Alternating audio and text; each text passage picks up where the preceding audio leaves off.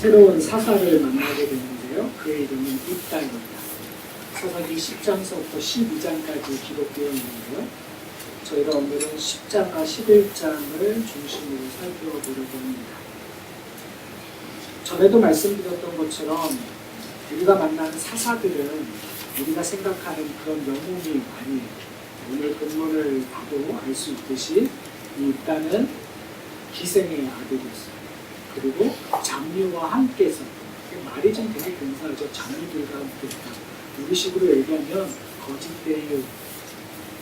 패거리들의 백방? 아니면 조금 현대식으로 얘기하면 족보 보스? 이렇게 생각하시면 될 것 같아요. 입다의 모습을 보면서 저희가 질문해야 될 것은 뭐냐면, 하나님께서 왜 입다를, 이런 모습의 입다를 사용하셨을까? 왜 사용하셨을까요? 결론적으로 얘기하면 지금 어떻게 보면 사사기 전체에 계속 적용할 수 있는 결론인 것 같아요. 우리와 같은 존재도 하나님께서 사용하시길 원하신다 라고 이야기할 수 있죠. 근데 문제는 이렇게 적용을 하시면요, 여러분 지금 얘기했던 사람들하고 우리가 비슷하다는 걸 인정하셔야 돼요. 무슨 말씀인지 아세요? 그렇죠. 기도원같이 우리가 겁장이었다라는 것을 여러분은 인정하셔야 돼요. 애옥같이 여러분은 왼손잡이, 세상에서 소외된 사람, 능력 없는 사람이라는 것을 인정하셔야 돼요. 여러분은 힘없는 여인이라는 걸 인정하셔야 돼요. 여인에게 빌부터 먹을 수밖에 없는 바락처럼 그런 존재라는 것, 남자라는 것을 인정하셔야 돼요. 몇몇 남자분들은 당연하다듯이 웃음을 지으시는데, 그렇죠? 그러니까 성경에서 얘기하고 있는 이 모습 속에서 저는 이 사사기를 우리가 영웅을 보고 영웅을 닮아간다는 식으로 해석하는 것이 아니라, 이 영웅을 보면서 이 부족한 사람을 하나님께서 어떻게 들어 쓰셨는가, 그리고 우리에게도 하나님께서 우리에 있는 이 모습이 돼요. 우리가 더 많이 가지면 하나님께서 우리를 사용하시는 것이 아니라, 우리가 더 능력 있으면 하나님께서 사용하시는 것이 아니라, 지금 이 순간 이 모습 이대로 하나님께서는 사용하고 싶으시다는 거죠. 오늘 설교는 앞에 부분에서는 입다의 인생을 좀 살펴볼 거고요. 후반부에는 입다의 인생 속에서 드러나는 예수 그리스도의 예표를 좀 살펴보려고 해요. 제가 하나 전제하고 싶은 건 뭐냐면, 예표를 들어서 예수 그리스도와 적용할 때 무조건 입다는 예수 그리스도다, 이런 식의 적용이 아니라는 걸 좀 이해하셨으면 좋겠어요. 입다의 인생 속에서 파편같이 예수 그리스도의 인생들이 드러나요. 특별히 저희가 지금 종려주일, 그리고 다음 주에는 부활주일, 그 사이는 고난주간이잖아요. 그러니까 그 사건 자체에 입다의 삶 속에서 아버지와 아들의 관계, 아버지와 딸의 관계 속에서 하나님 아버지와 예수 그리스도의 아들의 관계를 저희가 그림자처럼, 파편처럼 제가 찾아볼 수 있을 거라고 생각합니다. 거기까지 가기 전까지 오늘 입다의 모습을 좀 살펴봤으면 좋겠어요. 제가 읽지는 않았지만 입다의 이야기는 10장서부터 시작이 됩니다. 근데 모든 사사의 이야기는 똑같이 시작이 돼요. 그들이, 이스라엘 백성들이 하나님 앞에 뭘 행했다고요? 죄를 지었다라고 해요. 그런데 오늘 이 입다의 사건을 기록했을 때 다른 사사 때와 조금은 달라요. 왜냐하면 다른 사사 때는 그냥 기껏해야 다른 신, 바알신, 아세라신 정도가 나왔는데, 오늘 10장에 보면은요, 정말 온갖 신들이 다 나오는 것처럼 이야기들이 나와요. 그러니까 지금 입다의 그 시대 때 근본적으로 이스라엘 백성들이 여러 신들, 가나안의 여러 신들을 섬기고 있었고, 그들은 하나님 앞에서 죄를 짓고 있었는데, 다른 것이 뭐냐면 하나님께서 그들의 외침을 들으시고도 처음에 그들을 구하려고 하지 않으셨다는 이야기. 10장을 보시면요, 이렇게 얘기하고 있어요.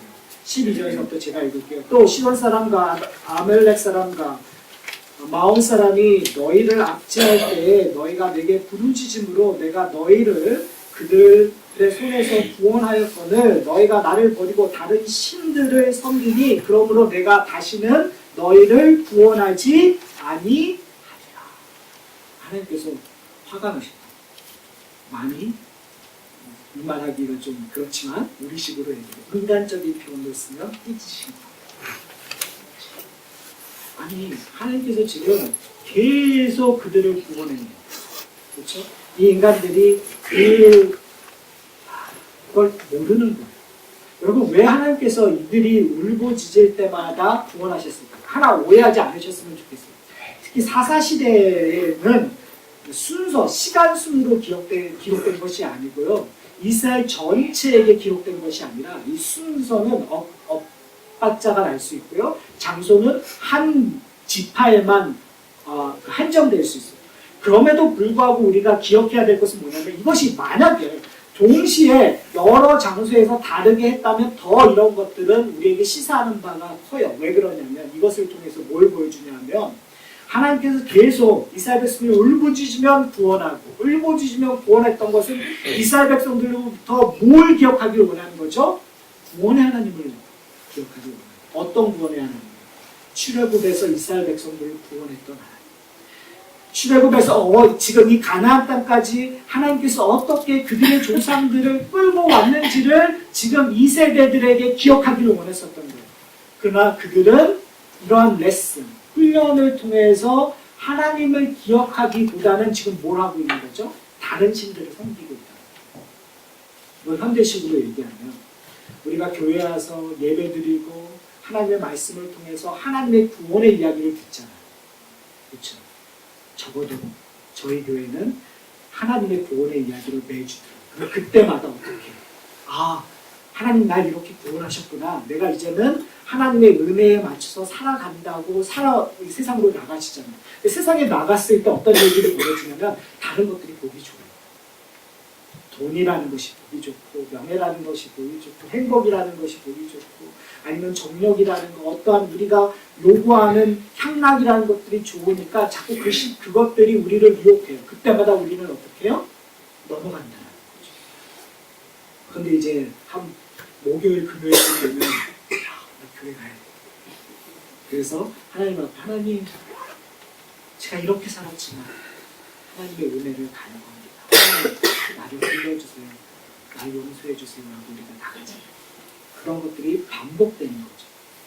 근데 문제는 뭐냐면 그런 것들이 반복되지 않는 시점들이 우리의 인생 속에 있다. 하나님에게 돌아오지 않고 다른 데로 나가요. 다른 걸 섬기는 거예요. 하나님 앞에 찾아오는 것들을 놓아버리는 일들이 일어나는 거죠. 근데 우리 인생을 여러분 경험하셨겠지만 놔버려도 하나님께서 우리를 그냥 내버려 두시나요? 안 내버려요. 어떠한 사건을 통해서 어떠한 사람을 통해서 우리를 끌고 오신단 말이에요. 그래갖고 하나님이 원하시는 자리에 꼭 찾아오세요. 그렇죠? 그게 하나님의 신실하심이라고 우리에게 배웠어요. 그런데 오늘 본문에 얘기하는 뭐냐면 하나님께서 지금 삐지심을 표현하시는 게 뭐예요? 야, 내가 더 이상 너희를 구원하지 않겠지. 얼마나 심각했으면. 그런데 이야기는 여기서 끝나는 것이 아니겠죠. 우리 하나님은 말은 그렇게 하시지만 삐지기는 잘 삐지시지만 어떻게 해요? 약속은 저버리지 않으시죠. 우리가 그걸 지금 잘 이해했으면 좋겠어요. 하나님이 우리를 버리신 것처럼 여겨도 하나님께서는 절대 버리시지 않으세요. 오늘 본문에서 얘기하는 10장에서 얘기하는 하나님의 본성을 우리가 오해하지 마세요. 하나님이 변하신다는 의미를 얘기하는 것이 아니라 지금 얘기하고자 하는 포인트는 하나님께서는 우리가 어떠한 일을 하시더라도 우리를 버리지 않으신다는 것이 포인트예요. 자, 그런데 이스라엘 백성들이 그렇게 울부짖고 15절서부터 이스라엘 백성들이 이렇게 얘기해요. 이스라엘 자손이 여호와께 여쭈되 우리가 범죄했사오니 주께서 보시기에 좋은 대로 우리에게 행하시려니와 오직 주께 구하옵나니 오늘 우리를 건져내옵소서 하고 자기 가운데에서 이방 신들을 제하여 버리고 여호와를 섬기매 여호와께서 이스라엘의 공고함으로 말미암아 마음에 근심하시는지라. 자, 뭐가 선행됩니까? 그들의 회개함. 어떻게 해요? 이방신들 버리고 오직 여호와만을 바라보니까 이런 일들이 일어나는 것처럼 보이잖아요. 그렇죠? 반은 맞고 반은 틀려요. 반은 그런 일들을 누가 시작하셨다는 거예요? 하나님이 시작하셨어요. 하나님이 시작하시는 거에 반응하는 것이 우리의 믿음이에요. 하나님의 시작하심에 우리의 이방신을 버리는 것이 우리의 반응이에요. 하나님이 시작하셨기 때문에 여호와 하나님 앞에 나오는 것이 우리의 반응이에요. 근데 오늘 본문에서 안타까운 것들이 뭐냐면 하나님이 그래서 우리에게 지금 이 10장, 11장을 보면 하나님께서 이니시에 타는 것은 나중에 11장에서 여호와의 영이 이 입다에게 임한다라는 그 표현밖에 없어요. 그리고 나서 의도적으로 10장과 11장은 인간들이 어떻게 하는가에 관심이 있어요. 다른 장에서는 다른 사사를 얘기했으면 그래도 하나님께서 이렇게 하신다라는 표현을 하는데 지금 이 셋업은 뭐냐면요. 하나님께서 근심하신다라는 걸 놓고 그 다음에 사람에게 포커스를 하고 있거든요. 그럼 문제는 어디에 있냐면 하나님이 하시느냐 안 하시느냐에 있는 것이 아니라 인간들의 반응에 문제점들이 있고 우리의 관심을 거기에 두셔야 돼요. 근데 인간의 문제가 뭐냐면요. 이 백성들이 10장 18절에 이렇게 해서 길랏 백성과 방백이 서로 의논하되 누가 먼저 나가 암몬 자손과 싸움을 시작하랴 그가 길르앗 모든 주민의 머리가 되리라. 이 말이에요. 우리의 두목을 세워야 되는데 전쟁에 나갔을 때 우리가 이제 전쟁사를 보면 현대에 와서 많은 사상자들이 고대 때는 사실 그렇게 사상자가 없었던 것이 뭐냐면 장수와 장수의 싸움에서 끝나요. 그러니까 누가 앞에서 나가서 대표로 싸우냐가 되게 중요하거든요. 그러니까 지금 이스라엘 백성들이 생각하는 것이 뭐냐면 우리의 장군이 누구냐, 우리의 앞에 나가서 싸울 자가 누구냐. 지금 이것이 거죠. 그래서 말하는 거예요. 누가 나가랴? 어떻게 보면 이스라엘 백성들이 2000년 전에 바로 나사렛 예수의 모습 속에서 그걸 봤었던 것 같아요. 그래서 예루살렘에 입성하는 예수를 보고 뭐라고 얘기하죠? 호산나 호산나 다윗의 왕이여. 호산나 호산나 다윗의 왕이여라고 얘기해요. 노마의 압제 앞에서 누가 우리의 장군이 되랴? 누가 우리의 메시아가 되랴? 2000년 전에 이스라엘 백성들은 누구를 봤냐? 예수 그리스도를 봤었어요. 그런데 며칠 못 가서 어떤 일이 일어나죠? 그들이 예수를 못 박으라고 외치는 자리에 서게 돼요. 인간의 연약함은 바로 거기에 있어요. 언제든지 그들은 그들의 두목, 그들의 장군을 바꿔치기 할 수 있다. 오늘 저희가 이런 본문에 보면 길르앗 사람 입다는 뭐라고 얘기하냐면 큰 용사라고 성경은 얘기해요. 여러분 익숙하죠? 마이리 워리어. 그걸 어디서 들어보셨죠? 기도원을 불렀을 때 여호와의 사자가 기도원 앞에 나가서 그의 역할을 설명하면서 그를 뭐라고 부르냐면 너는 큰 용사라고 불렀었어요. 이상하지 않으세요? 참 성경을 이렇게 반복해서 보면 하나님께서는 별 일 없는 사람을 큰 용사라고 얘기해요. 지금 어떻게 보면 아마도 제가 추측컨대 싸움은 잘했었던 것 같아요. 우리 식으로 얘기하면 김두한 정도 됐었던 것 같아요. 그렇지만 하나님의 용사, 하나님의 큰 용사는 사실은 다른 데에다가 붙입니다. 다윗 같은 사람에게 붙입니다. 하나님에게 신실한 사람에게 붙이는 거예요. 근데 지금 성경은 의도적으로 입다에게 큰 용사라고 얘기해요. 여러분, 왜 이 길르앗의 장로들이 이 입다를 찾아갔을까요? 아까 제가 얘기했던 것처럼 아마 김두한처럼 입소문이 났었을 것 같아요. 아, 입다가 싸움 잘하더라. 입다가 능력 있는 사람이더라. 소위 말하는 조폭 무슨 파의 대장이더라. 라는 얘기죠. 자, 그러면 저는 설교를 준비하면서 이런 생각을 했어요. 왜 길르앗 사람들이 입다를 두목으로 내세우고 싶었을까? 왜 그랬을까요? 하나님이 얘기하신 건 아니에요. 서로에게 물어봤었던 거예요. 누가 우리를 대신하여 앞에 나가랴? 라고 얘기했었어요. 근데 지금 설명을 하고 있는 거, 성경이 설명하고 있는 거와 지금 이스라엘 백성들이 세우는 거는 약간 좀 틀린 것 같아요. 뉘앙스가. 네, 사람들의 입장에서는 이 입다가 잘했을 거라고 생각해요. 또 하나는 뭐냐면요. 지금 어떠한 상황이냐면 압제를 받고 있는 상황입니다. 여러분 한번 생각해 보세요. 기드온이 그렇게 떨었었던 이유도 여기와 똑같아요. 여러분 압제를 받았던 사람이 싸운다라는 건 모험일까요? 안 모험일까요? 모험이에요. 어떠한 모험이에요? 더 큰 압제를. 내 목숨이 날아갈 거가 확실한 모험이라는 거죠. 그런데 왜 지금 이 길르앗 사람들은 이 입다를 내보냐 하면 제가 추측컨대, 이건 제 추측이에요. 제가 해석하는 부분들인데 저는 그냥 희생양으로 보냈을 것 같아요. 왜요? 길르앗 사람만이 아니라 이 암몬 사람도 분명히 입다가 누구인지에 대한 소문을 들었을 거예요. 지역적으로 가까운 곳에 있어요. 그러니까 만약에 이 입다가 먼저 나가서 싸움을 걸어서 싸워서 졌다고 하면 길르앗 사람들은 핑계거리가 있는 거죠. 이 사람이 자기 맘대로 우리하고는 상관없다. 이건 완전히 깡패다. 지가 하고 싶어서 한 것이다라고 얘기할 수 있는 거죠. 그렇죠? 여러분 이것이 사실은 제가 추측으로 얘기했지만 이것이 우리 인간의 모습. 무엇인가를 얻어내기 위해서 분명히 하나님 앞에 구했어요. 하나님이 우리를 위하여 구원해 주십시오라고 그들은 하나님 앞에 예배드렸고 이방의 신들을 제해버렸어요. 그러나 그것들을 쟁취하고 얻어내기 위하여 항상 그들이 생각하는 건 인간의 생각들. 어떻게 하면 효율적으로 그 일들을 달성하고 어떻게 하면 확실히 그것을 쟁취할 수 있을까? 그들은 머리를 굴리기 시작했어요. 그래서 입다에게 찾아갔었던 거예요. 그런데 하나님께서는 다른 모습으로 설명을 해요.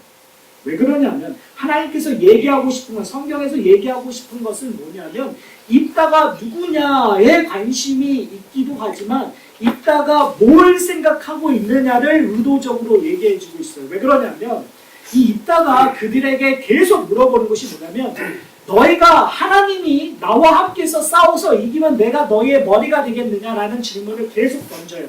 그럴 때마다 얘기하는 것이 뭐냐면 그렇게 되면 우리가 당신을 머리로 여기겠습니다. 우리 장군으로 여기겠습니다라는 얘기를 받아요.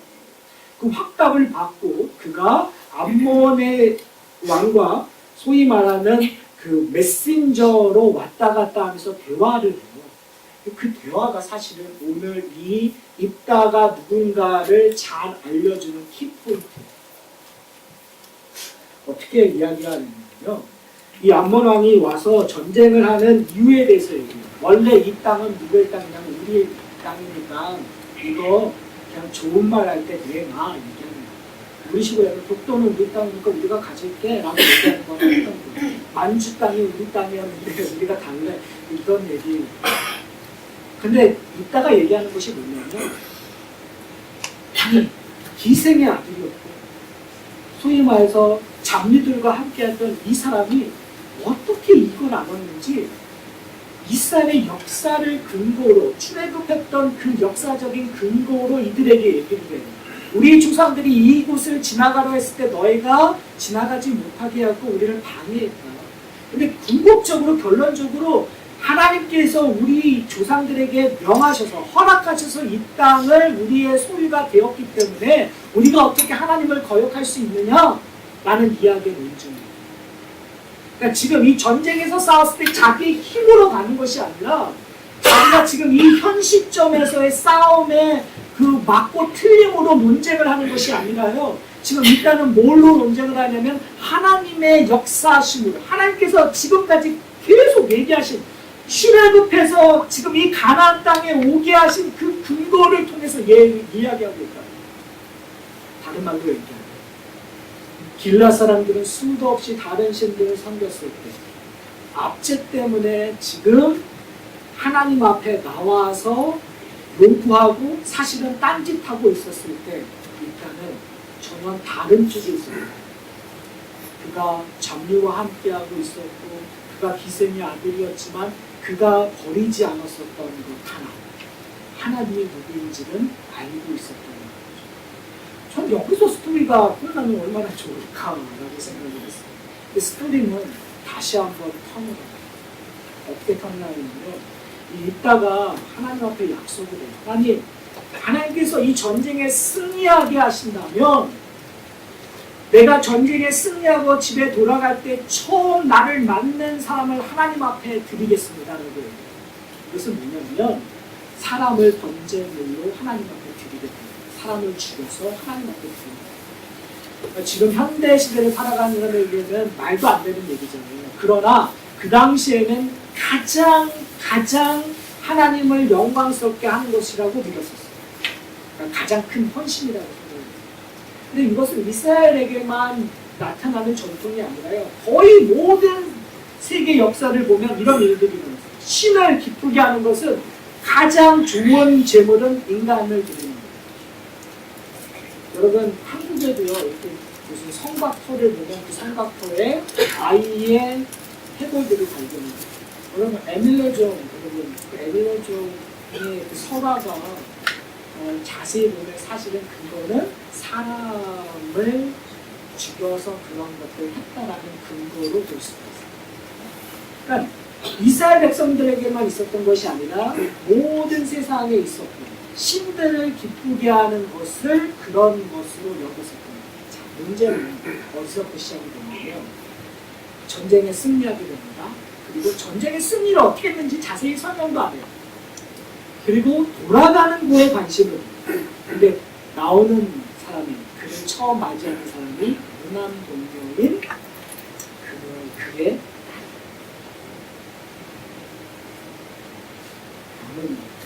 만약에 제가 그런 걸 얘기하고 저희 딸내미가 처벅처벅 걸어온다면 오 생각하기도 싫어요.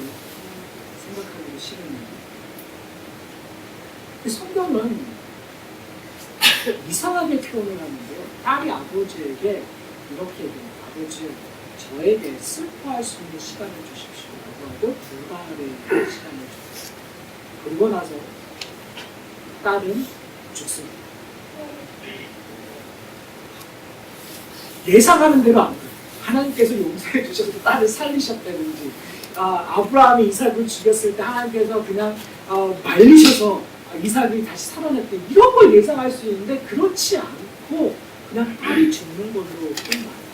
그리고 이스라엘 백성들은 그것들을 매번 기억하고 울더라 라고 성경은 왜 이런 이야기가 우리에게 전달되고 있습니까? 도대체 무엇을 얘기하고 싶을까? 여기는 또 다른 인간의 욕심들이 들어가기 시작합니다. 인간의 열심들이 들어가기 시작합니다. 그것은 이 입다의 욕심이었습니다. 하나님이 그와 함께 하신다는 걸 알매도 불구하고 왜요? 분명히 성경은 하나님의 영이 입다에게 임한다라는 표현을 썼었어요. 그 다음에 그가 선언을 해요. 그러니까 하나님의 영이 하나님의 신이 그와 함께 한다는 것, 승리가 쟁취한다는 것 그가 알매도 불구하고 그는 의도적으로 나가서 전쟁에서 싸우는 것으로만 만족하지 않고 그는 이렇게 얘기하는 거예요. 하나님, 제가 하나님 앞에 누구든 드리겠습니다. 이렇게 열심히 함으로 말미암아 하나님이 나와 함께 하십시오라고 얘기를 해요. 이것이 우리가 어떻게 보면 우리의 신앙생활에 늘 오는 도전인 것 같아요. 은혜를 은혜 그대로 받습니다. 우리가 뭔가 은혜를 갚아야 된다고 생각합니다. 그렇지. 하나님 앞에 은혜를 이렇게 받았는데 하나님 나 이렇게 했는데 내가 하나님 앞에 뭔가 해드려야지. 이게 제가 얘기했잖아요. 이거는 기독교에만 있는 것이 아니라 모든 종교에 있는 거예요. 근데 오늘 본문을 통해서도 알다시피 하나님께서 기뻐하시지 않아요. 하나님이 원하시는 건 그것이 아니에요. 하나님이 원하시는 건 지금까지 저희가 살펴봤듯이 어떠한 영웅이 한 일을 보는 것이 아니라 영웅 속에서 누구를 봐야 되냐면 하나님의 일하심을 봐야 됩니다. 하나님께서 어떻게 이렇게 연약하고 힘없는 자를 들어서 하나님의 일을 하시는가를 봐야 되는데 우리는 자꾸 그 사람 속에서 이가 하나님 앞에 드리려는 번제를 드렸다라는 거에 관심을 갖게 됩니다. 그럼 놓쳐버리는 거예요. 사랑하는 성도 여러분, 영웅의 이야기 속에서 영웅을 보는 것이 아니라 영웅을 선택하셔서 역사를 이루시는 하나님만을 바라보기를 소원합니다. 그 말은 뭐냐면 우리의 인생 속에서 무엇을 이루느냐가 중요한 것이 아니라 내가 얼마나 열심히 무엇인가를 희생했느냐, 내가 얼마나 열심히 하나님 앞에 무엇인가를 드리고 결단을 했느냐가 중요한 것이 아니라 내 인생 속에서 나를 간섭하시고 끌고 가시는 하나님을 맛보는 것이 더 중요하다는 거예요. 이제 설교를 아까 제가 설교 시작했었을 때 얘기했던 파편을 가지고 예수 그리스도를 좀 발견했으면 좋겠습니다. 오늘 본문에서 의도적으로 구원의 이야기를 하면서 아버지와 딸의 마음을 설명하고 있습니다. 분명히 입다의 의도는 불경한 의도였어요. 입다의 의도는 하나님이 원하시는 거에 내 것인가를 무엇인가를 첨부하려는 거였어요.